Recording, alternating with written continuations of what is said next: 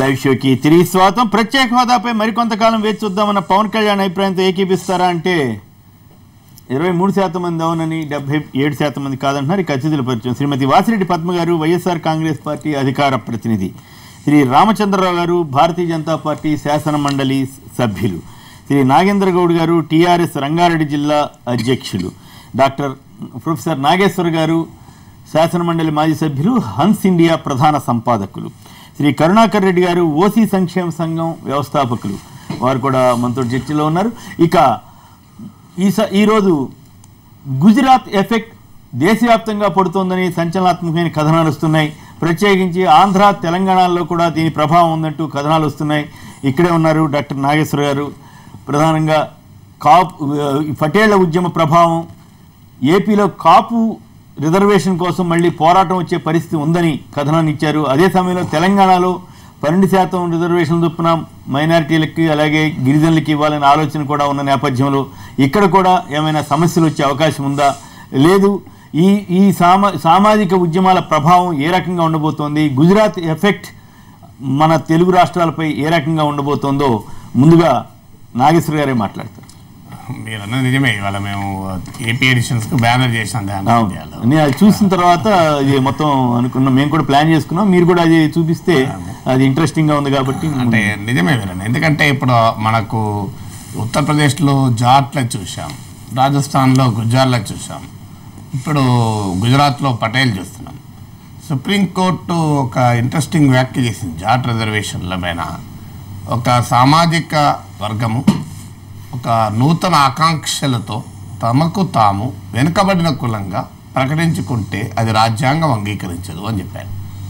A self styled aspirational social caste cannot claim itself as a backward territory and if it claims the constitution doesn't accept అని చెప్పింది. అందువల్ల ఈ నూతన aspirational class అంటే సమాజంలో కాలానుగుణంగా కొంత అభివృద్ధి అయినటువంటి ఒక సెక్షను సహజంగానే ఈ అసర్షన్ మొదలైంది. ఇప్పుడు దీనికి రాజకీయ నాయకులు, పార్టీలు అవసరాల కొరకు చెప్పాల్సినవన్నీ చెప్తున్నారు. ఇప్పుడు మీకు ఆంధ్రప్రదేశ్లో కాపులకు ఎలాంటి హామీ ఇచ్చారు? తెలుగుదేశం అధికారంలోకి వచ్చే ముందు హామీ ఇచ్చింది, ఇప్పుడు అనుభవించాలి కదా. మరి ఇప్పుడు హామీ ఇచ్చినప్పుడు అంటే రిజర్వేషన్ హామీ కూడా ఉందా అంటే మీరు ప్రత్యక్షంగానో పరోక్షంగానో తెలుగుదేశం పార్టీ కూడా మేము కాపులకు అన్ని చేస్తాం ఇచ్చేస్తాం అని అన్నారు. 5,000 కోట్లని మేనిఫెస్టో చూడాలి. బట్ డెఫినెట్ గా కాపులకు అనేక వాగ్దానాలు చేశారు.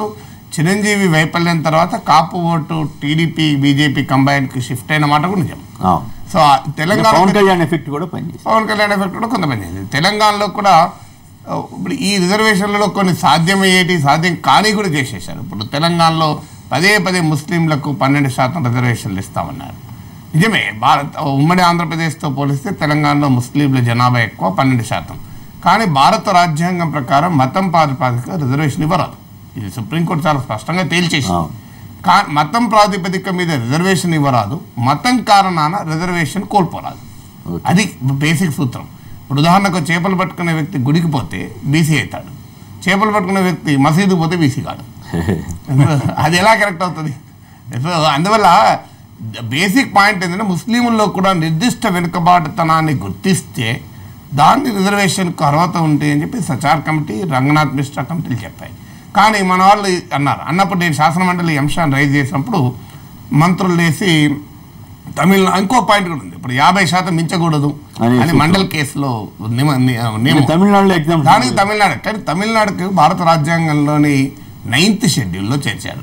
భారత రాజ్యాంగంలో 9th షెడ్యూల్లో చేర్చిన ఏ చట్టాన్ని కూడా న్యాయ సమీక్షకు అతీతము అని రాజ్యాంగం చెప్తోంది.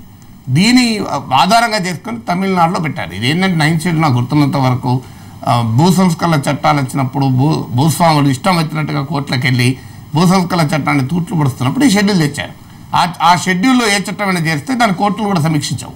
కానీ అది ఆసరాగా చేసుకొని తమిళనాడు చేసింది. కానీ ఆ తర్వాత ఇటీవల సుప్రీంకోర్టు తీర్పు చెప్పింది, రాజ్యాంగంలోని 9వ షెడ్యూల్లో ఒక చట్టాన్ని చేర్చిన ఆ చట్టం భారత రాజ్యాంగ మౌలిక స్వరూపానికి విరుద్ధమైతే దాన్ని సమీక్షిస్తామని చెప్పారు.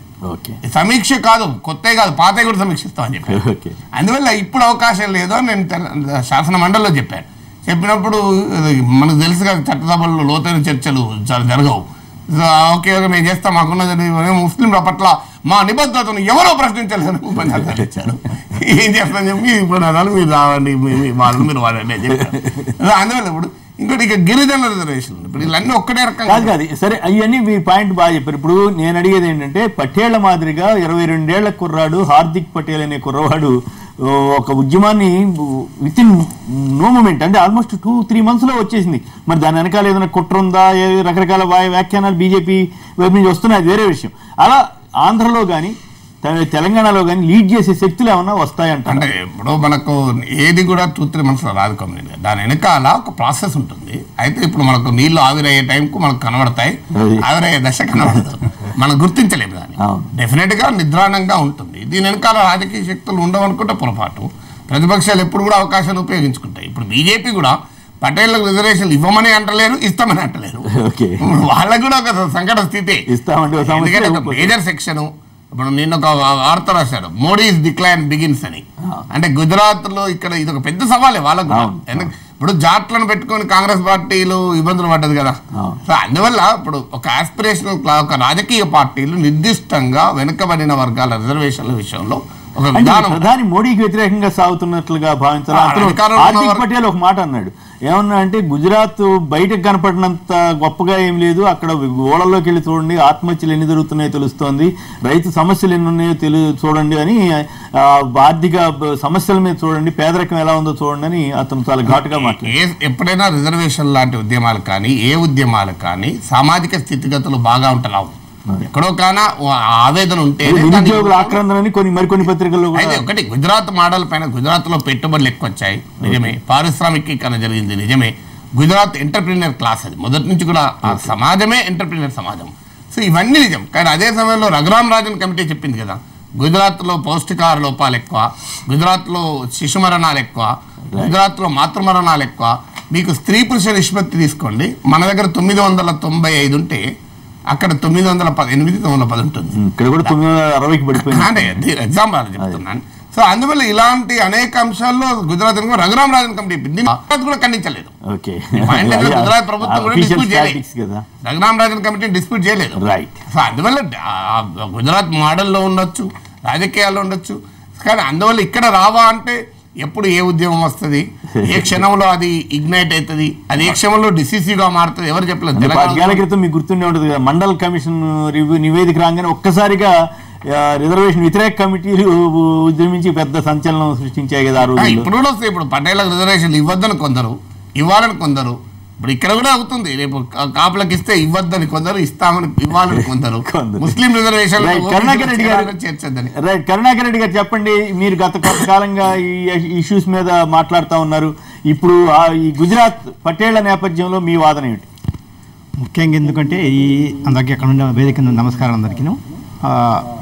వాస్తవంగా ఈ రిజర్వేషన్ల అంశము దేశవ్యాప్తంగా ఎప్పుడో ఒకసారి బద్దలయ్యే అవకాశం ఉంటుంది. అది మన రాష్ట్రంలో కావచ్చు, మరి రాష్ట్రాల్లో ఉన్నటువంటి అనేక ప్రాంతాల్లో కావచ్చు. ఇప్పుడు నాగేశ్వర గారు చెప్పినటువంటిది 100కు 100% కరెక్ట్. ఎందుకంటే ఇప్పుడు యువత ఈరోజు అగ్రవర్ణాల్లో యువత అంటే రిజర్వేషన్లో రాని వాళ్ళలో ఉండే యువత ఈరోజు ఎంత దయనీయమైనటువంటి స్థితిలో ఉన్నారంటే వాళ్ళకు ఒక్క ఉదాహరణ చూడండి మీరు. ఒక 100 కోట్లో ఉన్నటువంటి ఒక రిజర్వేషన్లు ఉండేటువంటి వాళ్ళకు ఫీజు అప్లికేషన్ ఇస్తే 100 రూపాయలు ఇస్తారు. అదే ఒక గుడిలో పూజారి కొడుకు కానీ ఆ వ్యవసాయం చేసుకుంటే ఒక రైతుకు చెందిన ఓషేలకు కానీ 500 ఫీజు అంటారు. వయో పరిమితి డిఫరెన్స్ రాజ్యాంగంలో లేనటువంటి అంశాలు రిజర్వేషన్లు కాకుండా ఉద్యోగాలు ఈరోజు ఓపెన్ కేటగిరీ 50%, 50% ఓపెన్ కేటగిరీ అంటే 80 to 85% మిగతా వర్గాల వాళ్ళు వస్తున్నారు, అంటే ఓపెన్లో కూడా వస్తున్నారు. ఇటువంటి సమస్యలు ఉన్నటువంటి పరిస్థితుల్లో ఉద్యోగాలు రావు.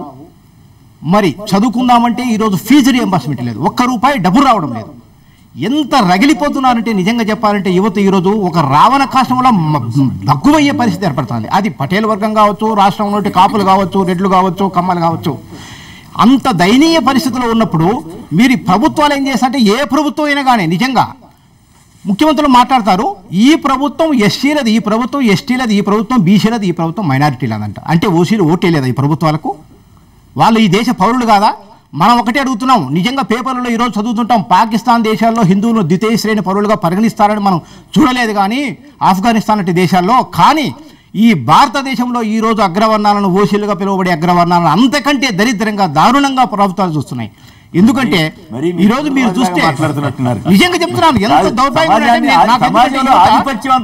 సమాజంలో ఆధిపత్యం అంతా మీరు చెప్పిన వర్గాల చేతిలో ఉంటే మీరు ఇట్లా మాట్లాడతారు. ఆధిపత్యం నిజమే, కరెక్ట్. అదే ఎందుకంటే ముఖ్యమంత్రులు అంతా చేసేది ఓసీలకే. నేను అడుగుతున్నాను, 1950 నుంచి రాజ్యాంగం వచ్చినప్పటి నుంచి కానీ 47 నుంచి కానీ ఈ ఓసీలు ముఖ్యమంత్రులు నాకు ఒక్క ఉదాహరణ చెప్పండి. ఒక ఓసీ ఎమ్మెల్యే కానీ పార్లమెంటులో కానీ 375 మంది ఎక్కడ ఉన్నారు, 183 మంది 2 రాష్ట్రాల్లో ఉన్నారు.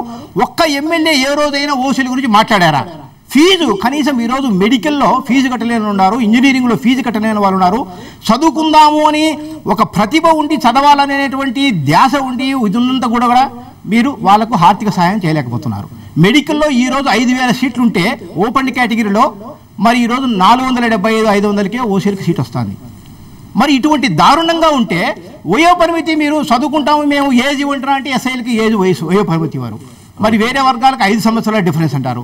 ఇటువంటి పరిస్థితి ఉన్నప్పుడు మరి యువత ఏం చేస్తుంది? ఈరోజు పటేల్ వర్గం నిజంగా సామాజిక, ఇప్పుడు ఎందుకంటే ఒక వర్గంలో మనం చూపించే రాజకీయ నాయకులు ఈరోజు ఈ ప్రాంతంలో ఉండే వాళ్ళంతా ముఖ్యమంత్రులు ఉన్నారు, వీళ్ళందరూ రాజకీయంగా ఆధిపత్యం ఉందని చెప్పేసి మరి ఆ గతంలో ఎప్పుడు 70 సంవత్సరాల భూస్వామ్య వ్యవస్థ, రాజరికపు వ్యవస్థ, జమీందారీ వ్యవస్థ ఉంది, వాళ్ళందరూ ఇప్పుడు అనగదొక్కారని చెప్పేసి ఈ వర్గాలందరూ లేదు, వీళ్ళందరూ సామాజికంగా ఆర్థికంగా లాభంలో ఉన్నారని చెప్పేసి మరి వారిని ఈ విధంగా చూడటం అనేది ఏమైనా పద్ధతి?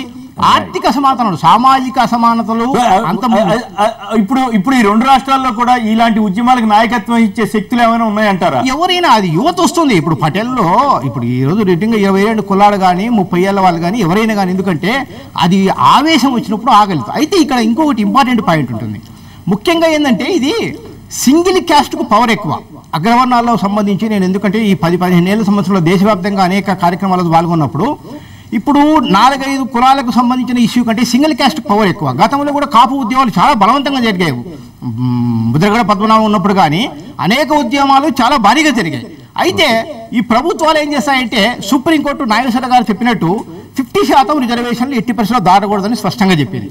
మరి ప్రతి ఒక్కరూ మేము 12% కాపులకు ఇస్తాం, గిరిజనులకు 12% ఇస్తాం, ముస్లింస్కు 10% ఇస్తాం. ఏ విధంగా ఇస్తారు మీరు? ఆ క్లారిటీ ఎవరు చెప్పరు.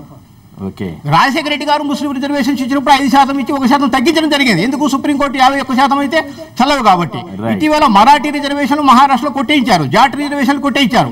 ఇన్ని ఇష్యూస్ జరిగినప్పుడు కూడా సుప్రీంకోర్టు పదే చెప్తున్నప్పుడు కూడా మీరు ప్రజలను మభ్యపెడుతూ అనవసరంగా వాళ్ళకి రిజర్వేషన్లు పెంచుతాం, వీళ్ళకి రిజర్వేషన్లు పెడతాం. రిజర్వేషన్ల కంటే ముఖ్యం ఆర్థిక ప్యాకేజ్ ఇంపార్టెంట్. వాళ్ళకు చదువుకునే నాణ్యతమైనటువంటి పటిష్టమైనటువంటి విద్య ఇవ్వండి. ఈ రోజు అనేక మంది ఉన్నత విద్య చదవలేక అర్ధాంతరంగా చదవలేక స్వస్తి చెప్తున్నారు. అటువంటి వారిని ఆదుకోండి. మీరు అలా కాకుండా రాజ్యాంగ స్ఫూర్తికి విరుద్ధంగా ఈ విధంగా ప్రకటన చేస్తూ ఇబ్బంది పెట్టడం అనేది సరైన పద్ధతి కాదు. ఆ ఉద్యమాలు భారతదేశంలో అనేక రాష్ట్రాల్లో వస్తాయి, మన రాష్ట్రంలో కూడా అతి త్వరలోనే భారీ ఉద్యమాలు వస్తాయని చెప్పేసి. ఓకే, ఒక్క నిమిషం. అప్పారావు గారు కైకిలు నుంచి లైన్ ఉన్నారు. అప్పారావు నమస్కారం, మాట్లాడండి. ఏపీలో ఇట్లాంటి ఉద్యమాలు వచ్చే అవకాశం ఉందా? కాపు వర్గం నుంచి, సామాజిక వర్గం నుంచి ఉద్యమం వచ్చే అవకాశం ఉందని మన నాగేశ్వర గారు సంపాదకీయంలో ఉన్నటువంటి పత్రిక వారు చెప్తున్నారు. మీరేమంటారు? నిజంగానండి, నా పేరు రత్నారావు అండి, కైకిల నుంచి మాట్లాడుతున్నా. నాగేశ్వర గారు కానీ వాళ్ళ కరుణాకర్ రెడ్డి గారు కానీ మాట్లాడి 100 బాధ్యతలు అండి. శ్రీనివాస్ గారు అక్కడ ఉన్న పెద్దలందరికీ ముందుగా నమస్కారం తెలియజేస్తున్నాను. విషయాలు ఏంటంటే అసలు ఈబీసీ అనేది రావాలి సార్. ఎకనామికల్లీ బ్యాక్వర్డ్ క్లాసెస్ ని ఒక వర్గంగా గుర్తించాలనేది నా అభినవం అండి. కులాలకు అతీతంగా అన్ని కులాల్లో వెనకబడి వాళ్ళు ఉన్నారు. అగ్రవర్ణాల పేరుతో అంటివేయడం కూడా కరెక్ట్ కాదండి. నిజంగా నీతి గల న్యాయమూర్తులు ఎంతో మంది కూడా వీటి మీద విశ్లేషించి మాట్లాడతారు. నాకు తెలుసు అక్కడ ఉన్న పద్మ గారు మేమంతా కూడా హైకోర్టు న్యాయవాదులుగా చేసాం. అయినా మళ్ళీ చెప్తున్నాను, అక్కడ ఉన్న పెద్దలు బీజేపీ నాయకులు వారు కూడా మాకు సన్నిహితులు, అందరూ కూడా న్యాయవాదులే కూడా. మేమందరం అంతర్మతనం చేసుకుంటున్నాం. బాహటంగా చెప్పలేం, తల పార్టీలు ఇస్తున్న పాప. వాస్తవంగా చెప్తున్నాను, కులాలకు అతీతంగా, మతాలకు అతీతంగా కుల ప్రాతిపదికన పెట్టుకుంటే అందులో ఉన్న ఈబీసీలు గుర్తింపు ఇవ్వాలండి. ఇవాళ ధనవంతుడు తెల్లగాడు తీసుకుంటున్నాడు, రిజర్వేషన్ల పేరుతో అత్యధిక డబ్బులు ఉన్న వాళ్ళు, ఆ కులాల్లో ఎవరైతే ఈబీసీ అనేది చాలా ఇంపార్టెంట్ అని ఉద్యమాలు రావండి. ఇది నా రిక్వెస్ట్ అండి రాజకీయవేత్తలకి. రైట్, చెప్పండి నాగేంద్ర గౌడ్ గారు. బీసీలు కూడా మళ్ళీ రగిలిపోతున్నారంటూ ఒక పత్రిక రాసింది ఇవాళే. మీరు నిజంగానే రగులుతున్నారా? ఈ పరిణామాలపై మీరేమంటారు? అంటే స్వాతంత్రం వచ్చి ఇన్ని రోజులు గడిచిన తర్వాత కూడా ఇంకా కూడా మినిమం నీడ్స్ ఏదైతే మనం రాజ్యాంగంలో పొందుపరుచుకున్న కనీస అవసరాలను కూడా మనం పొందుపరచుకోలేని పరిస్థితి, సమకూర్చుకోలేని పరిస్థితుల్లో ఈ రోజుకు మన భారత రాజ్యాంగం జరుగుతున్న మనందరం కూడా సిగ్గుపడాల్సిన విషయం. బేసికల్గా ఇప్పుడు దీంట్లో ఏదైతే రిజర్వేషన్ వ్యవస్థ పెట్టిందో రిజర్వేషన్ వ్యవస్థ అనేది సరిగ్గా అమలు కాని పరిస్థితుల్లో ఇట్లాంటి పరిస్థితులు రావడం జరుగుతుంది. అంటే ఎక్కడైతే ఆర్థిక పరమైన వ్యత్యాసాలు జరిగినప్పుడు ఇలాంటి ఉద్యమాలన్నిటి పుట్టుకురావడం జరుగుతుంది. ఉదాహరణకు మేము మండల్ కమిషన్ చూసినాం. ఆ రోజు మండల్ కమిషన్ను పూర్తి స్థాయిలో అధ్యయనం చేసి ఆ రోజు మండల్ కమిషన్ ప్రవేశపెడితే దాన్ని మళ్ళా తిప్పికొట్టడం జరిగింది, దాన్ని మళ్ళా వెనకకు తీసుకోవడం జరిగింది. అయితే ఈ రోజున్న పరిస్థితుల్లో ఒక విద్యా విధానం లోపల ఇప్పుడు ఫీజు రియంబర్స్మెంట్ గురించి చెప్పాను. ఫీజు రియంబర్స్మెంట్ ఆ రోజు రాజశేఖర రెడ్డి గారు కానీ ఈరోజు కేసీఆర్ గారు కూడా కొనసాగిస్తున్న పరిస్థితి చూస్తే ఫీజు రియంబర్స్మెంట్లో చాలా క్లియర్గా ఉన్నది. ఏదైతే ₹1,00,000 లోపు వాళ్ళకి ఇన్కమ్ ఉంటుందో అట్లాంటి వ్యక్తులని కులంతో సంబంధం లేకుండా ఎడ్యుకేషన్లో ఇవ్వాలనేది ఈరోజు జరుగుతూ ఉంది. అయితే బీసీలలో ఈరోజు ఇప్పుడు బీసీలుగా చేపడుతున్న దాంట్లో గతంలో వృత్తితో కూడుకున్న కులాలు వృత్తి మీద దెబ్బపడ్డది. ఫస్ట్గా వాళ్ళు వృత్తిని నమ్ముకొని ఒక ఆయన చాకలాయన ఉన్నాడు, ఇవాళ మంగళాయన ఉన్నాడు, కుమరాయన ఉన్నాడు, గౌలాయన అందరూ కూడా వాళ్ళ వృత్తులను నమ్ముకొని వాళ్ళు జీవిస్తున్న పరిస్థితి లోపల వృత్తికి చాలా ప్రాధాన్యత ఉన్న పరిస్థితుల్లో ఆ రోజు వృత్తి మీద బతికిన వాళ్ళ వృత్తిని కాపాడుకున్న పరిస్థితి రాను క్రమేపా జరిగిన పరిస్థితులు ఏంటంటే అసలు వృత్తి క్షీణించిపోవడం జరిగింది. వృత్తి క్షీణించిపోయినప్పుడు ఆ విధంగా వ్యత్యాసాలు రావడం జరిగింది. ఏదైతే రిజర్వేషన్ వ్యవస్థ ఉందో రిజర్వేషన్ కూడా కరెక్ట్ ఇంప్లిమెంట్ చేయలేకపోయారు. అగ్రవర్ణాలకు ఇవ్వాలనేది వారి డిమాండ్. మీరు వ్యతిరేకిస్తారా, అనుకూలిస్తారా? బీసీ సంఘాలు చాలా తీవ్రంగా వ్యతిరేకిస్తుంటాయి. ఇప్పుడు దీంట్లో ఒక్కటి ఏంటంటే బీసీ కులాల్లో ఏదైతే రిజర్వేషన్ పొందుపరచడం జరిగిందో ఆ కులాలన్నింటినీ ఎలా బాగుపడ్డాయి ఆ రిజర్వేషన్తో? ఆ కులాలన్నీ సమానత్వంకి వచ్చినాయా? ఆస్తులలో కానీ లేకుంటే రాజకీయంగా డెమోక్రసీలో బీసీ ప్రాధాన్యత ఎంతవరకు ఉన్నది అనేది కూడా దాన్ని మనం ఆలోచన చేయాలి. వెనుకబాటుతనం అనేది ఈ రోజు కూడా ఉన్నది, అణచివేత ఈ రోజుకున్నది. ఈ క్రమంలో సమానత్వం వచ్చిన తర్వాత ఈ విధంగా మాట్లాడితే దాని వేరైతే తప్ప ఈ రోజు కూడా సమానత్వం లేదు. ప్రజాస్వామ్యం లోపల ఉన్న హక్కులన్నింటినీ కూడా ఇంకా పొందుపరచుకోలేని పరిస్థితి ఉన్నది, తీసుకోలేని పరిస్థితిలో ఉన్నది. ఈ రోజు కూడా హాస్టల్స్ విషయాలకు వస్తే హాస్టల్స్ చేరుతున్న కులాలు ఏంటంటే ఈ రోజు బీసీలలో ఉన్న కులాలే హాస్టల్స్లో ఉంటున్న పరిస్థితి ఉంది. ఆ కులాల్లో ఈ రోజు కూడా సన్న బియ్యం అని దొడ్డు బియ్యం అని ఇప్పటికి కూడా ఇంకా స్కాలర్షిప్స్ లేవని ఇంకా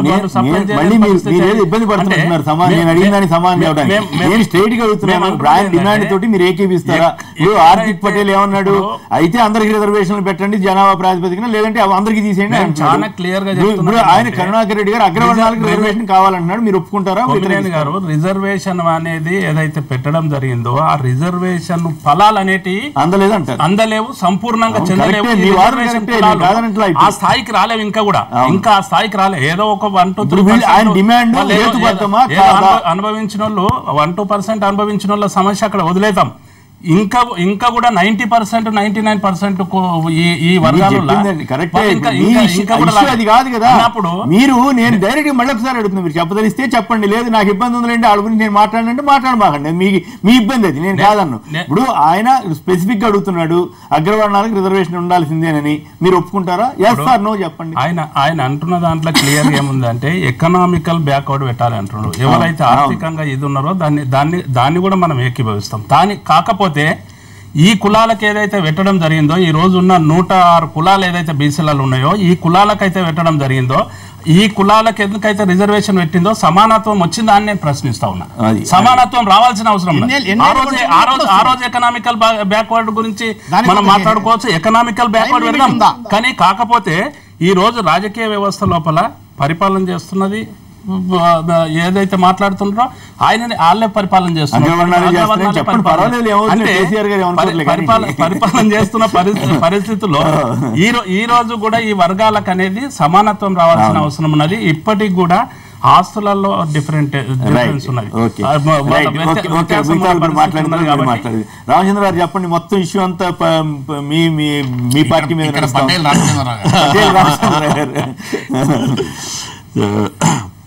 అంటే ఇది చాలా సెన్సిటివ్, తర్వాత సామాజికంగా కానీ అయితే 2 విషయాలు తింటున్నాయి. బ్రాహ్మణులకు కూడా రిజర్వేషన్ ఉండాలని కొంతమంది ఉద్యమం చేశారు. వాస్తవం అది. అంటే ఈరోజు బ్రాహ్మణ్ నిజంగా కూడా అర్చకులు స్ట్రైక్లు చేస్తున్నారు. వాళ్ళ పరిస్థితి వాళ్ళు చేసేది రిజర్వేషన్ కోసం కాదు, వాళ్ళ ఎకనామిక్ కండిషన్ చూపడానికి. ఇప్పుడు ఆర్థికంగా ఇప్పుడు మన మోదీ గారు ప్రధానమంత్రి గానే రెండు మాట్లాడాడు. ఇప్పుడు ఈ రెండింటిలో కులాలు రెండు హ్యావ్స్ అండ్ హ్యావ్ నాట్ అనేటటువంటి మాట మాట్లాడారు. మన నాగేశ్వరరావు గారికి బాగా తెలుసు ఆ సిద్ధాంతం హ్యావ్స్ అండ్ హ్యావ్ నాట్స్ అనేది. అయితే ఇక్కడ ఏంటంటే అయితే ఏమైతే అంటే బ్యాక్వర్డ్ క్లాసెస్ ఏ విధంగా నియమించాలనేది ఒక బ్యాక్వర్డ్ క్లాస్ కమిషన్ ఉంటుంది. ఈ ముస్లిమ్స్ దాంట్లో కూడా రాజశేఖర రెడ్డి గారు పెట్టినప్పుడు రిజర్వేషన్ మతపరంగా అయ్యేటప్పుడు దాన్ని తెలివిగా ఏం చేశారంటే ముస్లిమ్స్లో కొంతమంది బ్యాక్వర్డ్ క్లాసెస్ ఉన్న వాళ్ళని దాల్బా సుబ్రహ్మణ్యం కమిటీ పెట్టి ఆ కమిషన్లో ముస్లిమ్స్ని కొన్ని సెక్షన్స్ని బ్యాక్వర్డ్ క్లాస్ బీసీఈ కింద తీసుకురావడం జరిగింది. దాన్ని ఛాలెంజ్ చేయడం అది ఇంకా సుప్రీంకోర్టు పెండింగ్ ఉన్నది. అదేవిధంగా పటేల్స్ ఏతున్నారు ఈరోజు ఉద్యమంలో ఈ హార్దిక్ పటేల్ అనే 22 years ఈ ఉద్యమం మొత్తం కూడా పటేల్ కమ్యూనిటీ ఎకనామికల్గా పొలిటికల్గా అగ్రికల్చర్గా వెరీ రిచ్ కమ్యూనిటీ. వాళ్లకు రిజర్వేషన్ అవసరం లేదని వాళ్ళే అంటారు. కానీ అక్కడ కొత్త ఇష్యూ ఏమైందంటే ఈ మెడిసిన్ సీట్లలో వచ్చినటువంటి ఒక గొడవతో ఇవన్నీ బయటపడ్డాయి. ఇవన్నీ సోషల్ మీడియాతోని తర్వాత కాంగ్రెస్ పార్టీ కొంత దీంట్లో ప్లే చేసినటువంటి రాజకీయం మాట్లాడితే కొంత చేసిన తర్వాత ఇంత పెద్ద ఉద్యమం స్టార్ట్ అయింది. 12 మంది తోటి సోషల్ మీడియాలో కొన్ని మిలియన్ మెసేజ్ పంపించారు దాంట్లో. దీని ద్వారా ఇది కొద్దిగా పెరగడం జరిగింది. అయితే ఈ ఇన్సిడెంట్ జరిగినప్పుడు గమ్మత్ ఏంటంటే ఆ రాజ్కోట్ మంత్రి అంటే అగ్రికల్చర్ మినిస్టర్ సహాయ మంత్రి నా పక్కన ఉన్నాడు, మేము మహబూబ్ టూర్లో ఉన్నాం. ఆయన ఇల్లు తగలబెట్టారు, ఆయన ఆఫీస్ తగలబెట్టారు. అయితే దాదాపు 2-3 కోట్లు నష్టపోయింది. అంటే వైలెన్స్ ఇప్పుడు ఏపీ ఎన్ఎస్ఎస్ మూవ్మెంట్ అని అప్పుడు వచ్చింది. ఏది మురళీధరరావు కమిషన్ రిపోర్టు మన ఎన్టీ రామారావు గారు పెట్టినప్పుడు వచ్చేసింది. అయితే ఇక రిజర్వేషన్ ఏంటంటే 50% రాజ్యాంగంగా పెరగకూడదని ఉన్నది. ఎవరు ఇప్పుడు నేను బ్రాహ్మణ్స్ రిజర్వేషన్ ఏమన్నా రెడ్డిలకు ఏమని చెప్తే కూడా అక్కడ రాజ్యాంగం చెప్పినటువంటి మాట 50% క్రాస్ కావడానికి వీలు లేదు. Tamil Nadu is different case. తర్వాత ఇక్కడ తమిళనాడులో కూడా ఆ రిజర్వేషన్ వల్ల ఒక కమ్యూనిటీ బాగుపడింది. ఏ కమ్యూనిటీ? బ్రాహ్మణ్ కమ్యూనిటీ బాగుపడింది. జస్టిస్ పార్టీ యాంటీ బ్రాహ్మణ్ వచ్చేసి ఈ డీకేలు డిఎంకేలు వచ్చిన తర్వాత రిజర్వేషన్ 62% తీసుకొచ్చిన తర్వాత ఈ community they started working hard. Either they used to excel in the IAS and IPS or they used to go for business. నిజంగా కూడా అదే ప్లేస్ లో ఈరోజు పటేల్ ఉన్నారు. I'm comparing with it. Patel Gujarat ఈ రోజులో one of the richest people. Political also ఈరోజు political గా వాళ్ళే ఉన్నారు, ఎకనామికల్ గా వాళ్ళే ఉన్నారు. వాళ్ళ డిమాండ్ ఏది బ్యాక్వర్డ్ లో కలపడం అనేది ఉంటుందో సుప్రీంకోర్టు చెప్పినట్టు you can't claim yourself backward. మీకు ఉన్నది అయితే మిమ్మల్ని బ్యాక్వర్డ్ డిక్లేర్ చేయాలన్నా కూడా బ్యాక్వర్డ్ క్లాస్ కమిషన్ లో you have to identified what are the grounds. ఏపీలో తెలంగాణలో ఇట్లాంటి ఉద్యమాలు వచ్చే అవకాశం తప్పకుండా ఉన్నాయి సార్. ఇప్పుడు డెఫినెట్ గా social India is a caste infected country. మనకు రాజకీయాలు ఏపీలో కాపు రిజర్వేషన్ కి తెలంగాణలో ఎక్కడ ఉంది అట్లా?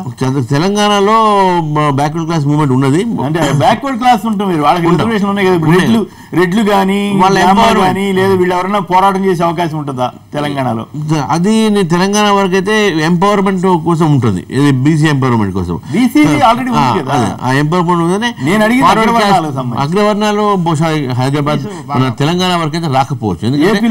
ఏపీ అయిన అవకాశం ఉంది, ఎందుకంటే అక్కడ క్యాస్ట్ పాలిటిక్స్ వేరేగా ఉంటాయి. ఇక్కడ మేజర్ కమ్యూనిటీస్ అన్ని కూడా మీకు లేవు. ఇప్పుడు మీరు చిన్న కమ్యూనిటీ అగ్రికల్చర్ ఉన్నాయి. ఇంకొక చిన్న స్మాల్ చెప్తాను మీకు. ఈ ఏదైతే ఈబీసీ కమిషన్ అన్నారు ఇంతకుముందు, ఎన్డీఏ ప్రభుత్వం ఉన్నప్పుడు వాజ్పేయి పెట్టారు ఈబీసీ కమిషన్. అప్పుడు economic and backward class commission పెట్టి మళ్ళీ తర్వాత కమిషన్ తీసేస్తారు. బ్యాక్వర్డ్ క్లాస్ కమిషన్లో సెంటర్లో ఇప్పుడు పెట్టడం జరిగింది. ఇప్పుడు ఇవన్నీ కూడా ఏ విధంగా నిర్ణయం చేస్తారంటే వాళ్ళ ఒక కమిషన్ లో ఉన్నటువంటి ఒక ఎఫిడవిట్స్ మీద అది కాదు కదా ఆ ఇష్యూస్ లో మీరు స్ట్రైట్ గా డైరెక్ట్ గా అగ్రవర్ణాలకు రిజర్వేషన్ అన్నదే పాయింట్. ఒక్క నిమిషం. వేముల వెంకటేశం గారు వడ్డీ సంఘం నేత. వెంకటేశం గారు నమస్కారం. చెప్పండి, అగ్రవర్ణాల రిజర్వేషన్ల పోరాటం మీద మీరు ఎట్లా ఫీల్ అవుతుంది, మీరు ఎట్లా స్పందిస్తారు? సార్ నమస్కారం. సార్ నమస్కారం, మాట్లాడండి సార్. అక్కడ ఉన్న పెద్దవాళ్ళకి అందరికి నమస్కారము.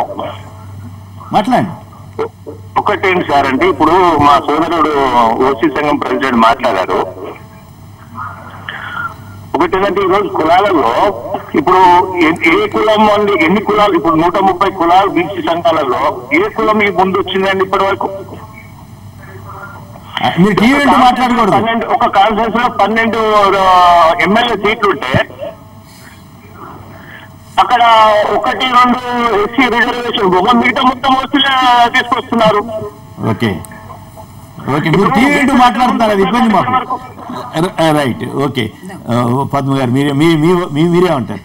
25 ఏళ్ల క్రితమే ఈ దేశంలో ఏ రకమైనటువంటి పరిస్థితి రాబోతుంది అనేది మండల్ కమిషన్ రిపోర్ట్ సందర్భంగా జరిగినటువంటి ఆందోళనలు జరిగినాయి. సరే, పెద్దలు నాగేశ్వరరావు గారు అందరూ మాట్లాడిన దాన్ని బట్టి చూస్తే ఇవాళ ఒకటి ఏంటంటే రిజర్వేషన్స్ వల్లనే మాకు రాలేకపోతున్నాయి, అవకాశాలు రావడం లేదు అనేటటువంటి అగ్రవర్ణాల్లో ఉన్నటువంటి పేదలకి ఆ అభిప్రాయం ఉంది. ఎందుకంటే ఎక్కడికి వెళ్ళినా కూడా రిజర్వేషన్ అంటున్నారు అనేటటువంటి. ఆ రిజర్వేషన్ పొందుతున్న వాళ్ళకి ఎలా ఉందంటే ఇవాళ మొత్తం కూడా ఒక సొసైటీలో ఎవరు ఇండస్ట్రియలిస్టులు కానీ లేకపోతే క్యాపిటలిస్టులు కానీ వీళ్ళు ఎవరున్నారు, పొలిటీషియన్స్ ఎవరున్నారు, పవర్ ఎవరి చేతిలో ఉంది, ఇవన్నీ చూసుకున్నప్పుడు ఈ రిజర్వేషన్స్ అనేటటువంటి చాలా నామమాత్రమైనవి. ఇప్పుడు ఇంకొకటి ఏంటంటే రిజర్వేషన్ వ్యతిరేక ఆందోళనలు ఎప్పుడు కూడా ఒక అగ్రెసివ్గా, ఒక హింసాత్మకంగా ఇవాళ గుజరాత్లో ఎట్లయితే జరుగుతుందో ఆ రకంగా జరుగుతున్నటువంటి పరిస్థితి మండల్ కమిషన్ నుంచి కూడా మనం చూస్తున్నాం. అదే అక్కడే వాళ్ళు ఒక క్వశ్చన్ రేజ్ చేస్తున్నారు, అంటే ఆ అగ్రెసివ్నెస్ ఎందుకు రూలింగ్ గా ఉన్నటువంటి గవర్నమెంట్స్ కానీ అవి కానీ ఎందుకు వీళ్ళ పట్ల ఒక సాఫ్ట్ కార్నర్ తో ఉంటున్నాయి అనేటటువంటిది ఎవరికి ఉంది అనేటటువంటిది వాళ్ళ రిజర్వేషన్స్ పొందుతున్న వాళ్ళు రేజ్ చేస్తున్నటువంటి క్వశ్చన్. ఇదైతే ఇద్దరి వాదనలో కూడా న్యాయం ఉంది. ఒకటి వాళ్ళ అగ్రవర్ణాల పేదలు ఎందుకు తమకు అవకాశాలు రావడం లేదనేటటువంటిది, దాన్ని రిజర్వేషన్స్ కారణం అనుకోవడం అనేటటువంటిది ఒక పొరపాటు యాంగిల్. ఎందుకంటే వాళ్ళకి అవకాశాలు ఎందుకు ఇవ్వలేకపోతున్నాం అనేటటువంటిది అది ఓవరాల్ గా చర్చించకపోవడం, దానికి సంబంధించి ప్రభుత్వాలు బాధ్యత తీసుకోలేకపోవడం వల్ల ఇవాళ రిజర్వేషన్స్ వల్లనే వస్తుంది. ఇంకొకటి రిజర్వేషన్స్ అనేటటువంటివి నిజంగానే ఎందుకు ఫలాలు అందడం లేదు, ఇన్నేళ్ల రిజర్వేషన్స్ లో ఎందుకు ఇంకా కొంతమంది పిల్లలు ఇంకా హాస్టల్స్ లోనే ఉంచి చదువుకోవాల్సినటువంటి పరిస్థితి ఏర్పడింది, ఎందుకు ఆ రిజర్వేషన్స్ ఎక్కడికి పోయినాయి అనేటటువంటిది కూడా, రిజర్వేషన్స్ పొందిన వాళ్ళు ఎందుకు చేయలేకపోతున్నారు, ఇవన్నీ కూడా ఆలోచించాల్సినటువంటి విషయాలు ఉన్నాయి. సరే, మీరు అన్నట్టు ఏపీకి సంబంధించినటువంటి ఒక విషయం, ఇవాళ ఏపీ కాపులకు రిజర్వేషన్ ఇస్తాము అనేటటువంటి తెలుగుదేశం పార్టీ మేనిఫెస్టోలో పెట్టినటువంటి విషయం. ప్రధానంగా ఈ కాంటెక్స్ట్ లో ఏదైతే ఒక రాజధాని లేకుండా అదేవిధంగా ఒక స్పెషల్ డిమాండ్ చేసే పరిస్థితి లేదు, అక్కడ రిజర్వేషన్ డిమాండ్ చేయరు. అన్ని కులాల్లో పేదలకు సంబంధించినటువంటి ఒక సబ్జెక్ట్ ఉంది సార్. ఆల్రెడీ ఉద్యమం నడిచింది కాబట్టి చదువులో కానీ ఉద్యోగాల్లో కానీ అవకాశాలు రావడం లేదనేటటువంటి, ఇవాళ ఈ ధనిక పేద అనేటటువంటి ఇది తేడాను పోగొట్టకుండా ఈ విభేదాలను పరిష్కరించేటటువంటి అవకాశం ఉండదు. అయితే ఇవాళ స్పెసిఫిక్ గా జరుగుతున్నది ఏపీకి వచ్చేటప్పటికి అవకాశాలు తక్కువ ఉన్నప్పుడు ఇట్లాంటి అసంతృప్తులు ఇంకా ఎక్కువ అవుతాయి. ఇవాళ స్పెషల్ స్టేటస్ లేకుండా, రాజధాని నిర్మాణం లేకుండా రేపు చూడండి ఎట్లా ఉంటుందో, ఒక ప్లేట్ కోసం 100 మంది కొట్లాడుకుంటే ఎట్లాంటి సిచ్యువేషన్ ఉంటుందో. ఇవాళ ఏపీకి సంబంధించింది కూడా అవకాశాలు లేనప్పుడు ఏం చేస్తారు, నా అవకాశాన్ని నువ్వు లాక్కుంటున్నావు అనేటటువంటి. మీరంతా అవకాశాలు లేవంటున్నారు, మేమంతా మా బోటి వాళ్ళేమో అవకాశాలు, కొత్త అవకాశాలు రాబోతున్నాయి అంటున్నాం. రాజకీయ నాయకులేమో జనాన్ని భయపెట్టి ఏదో వాళ్ళ పబ్బం గడుపుకోవాలని మీరు టీడీపీ వాళ్ళు కాంగ్రెస్ వాళ్ళు ప్రయత్నం చేస్తున్నారు. ప్రత్యేక హోదా రావడం మంచిదే, వచ్చినా రాకపోయినా కూడా ఆంధ్రప్రదేశ్ డెవలప్ అవుతుందని మీ పార్టీలన్నీ రోజు పిరికి మంది నూరు పోసి జనాన్ని చంపుతున్నాయని ఒక్కళ్ళనే కాదు, నేను మిమ్మల్ని ఒక్కళ్ళని అంటలేదు, అన్ని పార్టీలు అట్లాగే ఉంటాయి. ఒక పరిశ్రమ ఏపీకి రావాలంటే మీరు అక్కడ ఏదో ఒక ఆకర్షణ ఉండాలి కదా, అవకాశాలు ఎట్లా వస్తాయి? అవకాశాలు తగ్గినప్పుడు ఖచ్చితంగా కొట్లాట అనేటటువంటి జరుగుతుంది, అది కులాల మధ్య కొట్లాటగా తయారవుతుంది. రిజర్వేషన్ సంబంధించినటువంటి అందరూ కూడా డిమాండ్ చేసేటటువంటి పరిస్థితి వస్తుంది. దాన్ని అణిచివేసేటటువంటి ధోరణి అనేటువంటి సరైనది కాదు. ఇవాళ స్పెషల్ స్టేటస్ కోసం బంద్ చేస్తున్నాం, బంద్ అనేటువంటి చాలా చోట్ల విజయవంతంగా జరుగుతుంది. కానీ ముందుగానే అరెస్టులు, ముందుగానే గృహ నిర్బంధం, ఇట్లాంటి అణిచివేతలకి పాల్పడినప్పుడు ఖచ్చితంగా దానికి ఒక తిరుగుబాటు అనేది వస్తుంది. ఏపీలో అవకాశాలు చాలా పుష్కలంగా. మిమ్మల్ని టాపిక్ తీసుకోమని పద్మ గారు ఇండైరెక్ట్ గా అట్లా కాదు, సందర్భం బంద్ జరుగుతున్నటువంటి పద్ధతి చూస్తున్నాం కనుక మాట్లాడుతున్నాం. అయితే బట్ రిజర్వేషన్ల మీద కాపు ఉద్యమం వస్తుందా రాదా అనేది ఇప్పుడు చర్చ. వాళ్ళకి రాజకీయ పార్టీల యొక్క హామీల మీద ఆధారపడి ఉద్యమాలు నడిచే అవకాశం. పార్టీ మేనిఫెస్టోలో పెట్టింది, అధికారంలోకి వచ్చింది, మేము కమిషన్ వేస్తామని చెప్పాము, కమిషన్ రిపోర్ట్ బట్టి చేస్తామని చెప్పాం. తెలుగుదేశం పార్టీ డైరెక్ట్ గా ఇస్తామని చెప్పింది, ఇస్తామని చెప్పి అధికారంలోకి వచ్చి ఇవ్వకపోతే ఖచ్చితంగా వాళ్ళు అడుగుతారు కదా. ఒకవేళ కమిషన్ పెట్టి కమిషన్ ఇవ్వాలనంటే అప్పుడు వైఎస్ఆర్ కాంగ్రెస్ పార్టీ సమర్థిస్తుందా కాపులకు రిజర్వేషన్? ఖచ్చితంగా సమర్థిస్తుంది. కరుణాకర్ రెడ్డి గారు ఫైనల్ గా చెప్పండి, ఇప్పుడు రాజకీయ అధికారం అంతా మీ చేతుల్లోనే ఉంది. ఇందాక ఆయన చెబుతున్నారు కదా, కొన్ని జిల్లాల్లో మొత్తం ఒకే కమ్యూనిటీ కూడా ఎమ్మెల్యేలుగా ఉన్నటువంటి సందర్భాలు చాలా ఉన్నాయి, లేదా మెజారిటీ ఎమ్మెల్యేలు ఒకే కమ్యూనిటీ అయినా కూడా మీకు ఇంకా రిజర్వేషన్ల కోసం అడగడం ఎంతవరకు ధర్మం? ఇప్పుడు ఎందుకంటే ఇవన్నీ వాస్తవ విరుద్ధ అంశాలు. ఇప్పుడు ఎమ్మెల్యేలు ఎవరు ఎన్నుకుంటారు? మొత్తం 100% ఉండే ఎస్సీలు ఎస్టీలు బీసీలుగా ఎన్నుకుంటారు. మరి వాళ్ళంతా ఒకే సామాజిక వర్గం ఉన్నారు, ఓసీలు ఉన్నారంటే ఓసీలు మాత్రమే వాళ్ళకి ఓట్లు వేయలేదు కదా. ఇవన్నీ మనం ఎందుకంటే ఏ రాజకీయ పార్టీలు ఏ రాజకీయ నాయకులు ఈ రోజు ఓసీలకు చేశారు ఎన్నుకునే చైతన్యం రాలేదు. అది చైతన్యం రాలంటే ఇప్పుడు బీసీలు నేను చెప్తున్నా చూడండి, ఒకటి చాలా ఇంపార్టెంట్ విషయాలు చెప్పాలి మీకు. ఇప్పుడు చైతన్యం రానప్పుడు టికెట్ ఇచ్చిన వాళ్ళు నేను చెప్తున్నాను, ప్రజలు ఎవరు అధికారంలో ఉండి అందరికీ ఆమోదించిన వాళ్ళకు ఓట్లు వేస్తారు కానీ ఫలానా సామాజిక వర్గానికి రాజకీయాలకు మొత్తం ధనబలంతో రాజకీయం ధనబలంలో ఉన్నటువంటి బీసీ నాయకులు ఓడిపోవడం జరిగింది చెప్పండి. అది కరెక్ట్ కాదు కర్ణాకర్ అన్న, అది కరెక్ట్ కాదు. కానీ కాకపోతే ఎకనామికల్ బ్యాక్వర్డ్ అనేది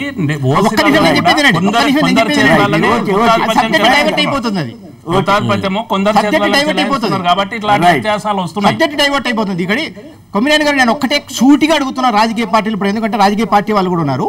రిజర్వేషన్లు నేను క్లారిటీ కావాలి. శాతం పెంచుతామంటారు, సుప్రీంకోర్టు 50%కి పెంచాలని చెప్పి మీరు ఏ విధంగా పెంచుతారు? క్లారిటీ వేరే వర్గాలకు తీసేస్తారా లేదా ఏ క్లారిటీతో పెంచుతారు? అది క్లారిటీ కరెక్ట్ ఇవ్వమనండి. మీరు ఇచ్చారా క్లారిటీ? మీరేమన్నారు? ఒకే సామాజిక వర్గం కొన్ని జిల్లాల్లో ఎట్లా ఆధిపత్యం వహిస్తుందంటే మీరేం చెబుతున్నారు? అందరూ ఎన్నుకున్నారు కదా అని చెబుతున్నారు.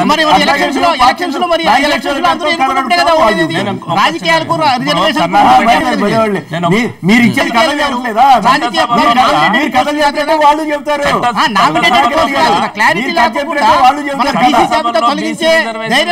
జనాభా ప్రాతిపాదికన అని చెప్పి ఎన్నో రోజుల నుంచి డిమాండ్ వస్తుంది. మరి ఎందుకు జరుగుతలేదు?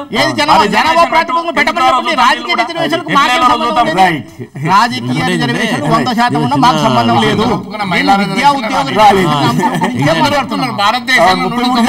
అసెంబ్లీలు పోటీలు పడి తీర్మానాలు చేసిన ఇబ్బంది లేదు కదా.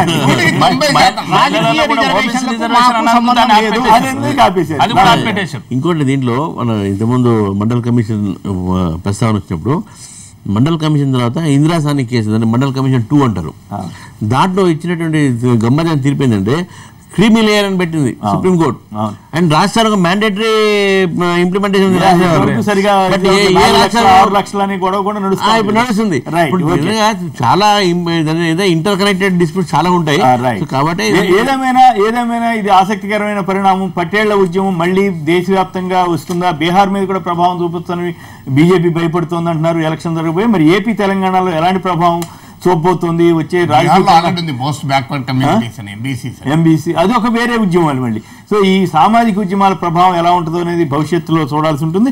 ప్రత్యేక హోదాపై మరికొంతకాలం వేచి చూద్దామన్న పవన్ కళ్యాణ్ అభిప్రాయంతో ఏకీపిస్తారా అంటే 21% మంది మాత్రమే అవునని, 79% మంది కాదన్నారు. ఇక ఏపీ రాజధానిలో భూసేకరణపై ప్రభుత్వం వెనక్కి తగ్గిన తీరుతెన్నులపై మాట్లాడడానికి ముందుగా ఇప్పుడు చిన్న విరామం.